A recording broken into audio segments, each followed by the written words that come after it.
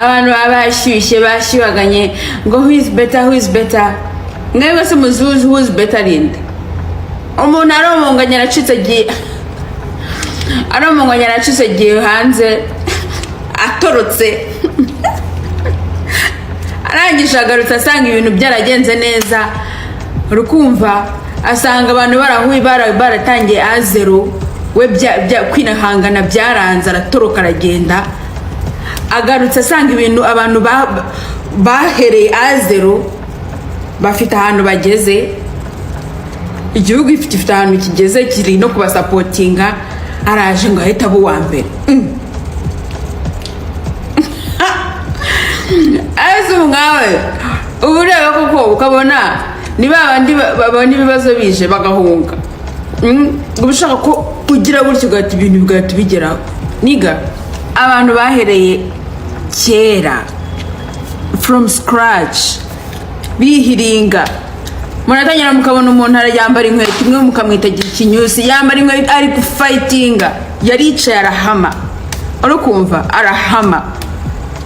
wowe icyo kinyusi kubera ubwiyemezi bwawe no kwanga kwemera ko udashobora gutangira scratch ngo ibintu byigerereho baguhaye agatike kamwe n'akambere uhita utoroka uragenda se umaze ibyo wakoraga ugarutse usanga abantu bahereye hasi bambaye icyo kinyusi kimwe baragenda babona amafaranga babona ibintu biri kugenda neza bakora umuryango none uraje wowe uri kwigereranya nawo muntu wowe utekereje neza bamuvuga umuntu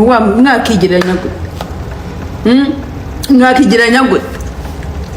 ureba abo mwatangiranye nabo baracotse ninde igihari mubo batangiranye nawe bose baragiye ariko wowe watangiye icyo kimisa cyambara wenyine aracyahari uri gufata uwo muntu ukamugereranya nawe udashobora gufata akantu gatoto ngo ukabemo nk'umugabo wicemo nk'umugabo. Let me tell you, ntimukajye mugereranya ibintu n'umuntu buri aho.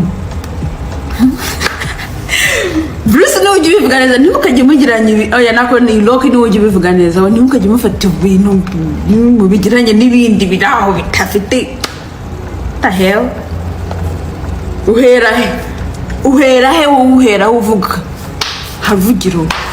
nta bad naguzaho ibintu biba byavuye no kugenda ukabona ngafeme ku muntu ngo yaragiye hanze ugafata ugafeme kuko umuntu yagiye hanze, umuntu yari mu gihugu ari gukora azi kumva neza ibiro we ntabyuzi feme yabona uko wagiye hanze. Mukajye mufata ibintu ngo mubigeranye n'utuntu turaho tayiga sibye nebiki.